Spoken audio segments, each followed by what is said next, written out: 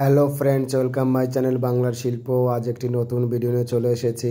তো চলো একটি সরস্বতী মূর্তি বানাবো। এটি আমার অর্ডার ঠাকুর মাঝদিয়াতে যাবে শৌকত দাদাদের বাড়িতে। তো বেশি কথা না বলে চলো ভিডিওটি শুরু করি। তো প্রথমে আমি বডি টেক্সচার এবং দুটি পা লাগিয়ে নিলাম। লাগিয়ে নিয়ে দেখো পা দুটি আমি কোনো রকম কমপ্লিট করিনি, এখনও কোনো রকম করেছি। এবার আমি বডিটি তৈরি করছি। তো দেখো বডির ওপরের দিকটা যে জায়গাটা সেটা আমি চওড়া করে নিয়েছি এবং নিচের দিকটা কোমরের দিকটা একটু চিকন করে নিয়েছি। কারণ বডি তৈরি করতে গেলে এমনটাই হবে, ওপর দিকটা চওড়া হবে এবং কোমরটা চিকন হবে। দেখবে মেয়েদের ক্ষেত্রে কোমরটা চিকন হয় এবং ওপর দিকটা চওড়া হয়। তো তেমনি আমি ওপর দিকটা চওড়া করে নিয়েছি এবং নিচে কোমর দিকটা চিকন করে নিয়েছি। এবং দেখো যেহেতু একটু মাজা ঘোরানোর মতো হবে তার জন্য এটা মাজাটা ঘুরিয়ে নিয়েছি, এই পাশটা উঁচু করে দিয়েছি। আর বা পাটা দেখো কেমনভাবে করে নিয়েছি। বা পাটা যদি কমপ্লিট হয়নি এখনও, কোনো কিছু করা হয়নি এখনও।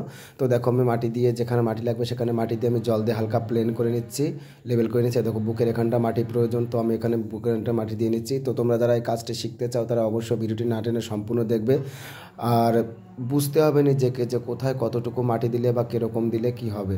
তো দেখো আমি বডিটা তৈরি করে নিয়েছি, পা দুটো তৈরি করে নিয়েছি। পা দুটো তৈরি করে নেওয়ার পর এবার আমি বডিতে প্রত্যেকটা জায়গায় জল দিয়ে সমান করে নিচ্ছি বা লেবেল করে নিচ্ছি। দেখো প্রত্যেকটা জায়গায় সমান করেছি, কারণ প্রত্যেকটা জায়গায় সমান না করলে যেহেতু এটা মাটির কাপড় হবে, তো তাও আমি পা বডি সমস্ত জায়গাটা আমি সুন্দর করে করছি যাতে কোথাও তোমাদের বুঝতে অসুবিধা না হয়। তো তোমাদের জন্য আমি এতটাই সুন্দর করে করলাম।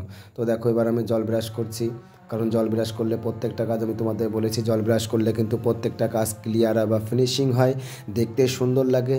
কারণ শিল্প বা এই মাটির জিনিস প্রধানত হচ্ছে দেখতে সুন্দর লাগা প্রয়োজন।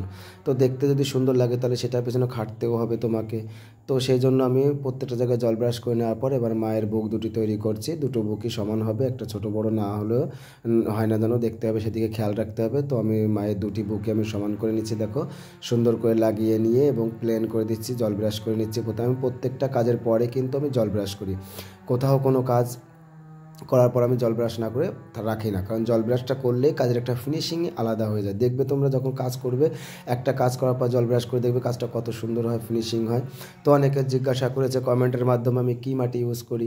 তো তাদের আমি বলেছি আমি এটা দোআঁশ মাটি ইউজ করি, কারণ দোআঁশ মাটিটা এত সুন্দর মাটি, না এঁটেল না বেলে এবং সুন্দর হয়। এবং ওইটা আমি 1 ফুটের একটি মূর্তি আমি বিচুলি ছাড়াই করছি বা কোনো, শুধুমাত্র মাটি, এই মাটির ভেতর কোনো আঁশ বা কোনো কিছুই দেওয়া নেই। তো দেখো মায়ের দুটি হাত আমি তৈরি করেছি, বাঁ হাতে মায়ের বীণা থাকবে এবং ডান হাতে মায়ের হাতে বেদ, যে বেদটি থাকবে।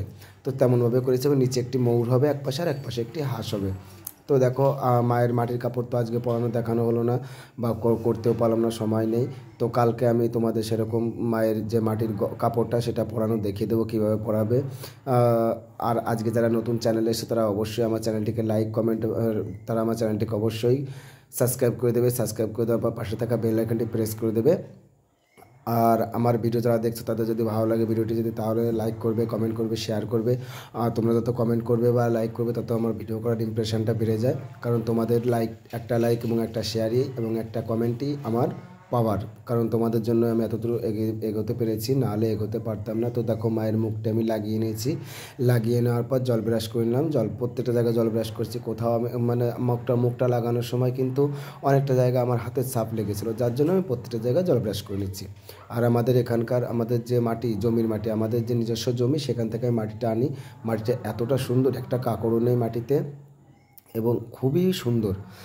তো যারা সরস্বতীর অর্ডার করতে চাও তারা অবশ্যই আমার সঙ্গে কন্ট্যাক্ট করতে পারো, ডেসক্রিপশান বক্সে আমার নাম্বার দেওয়া আছে।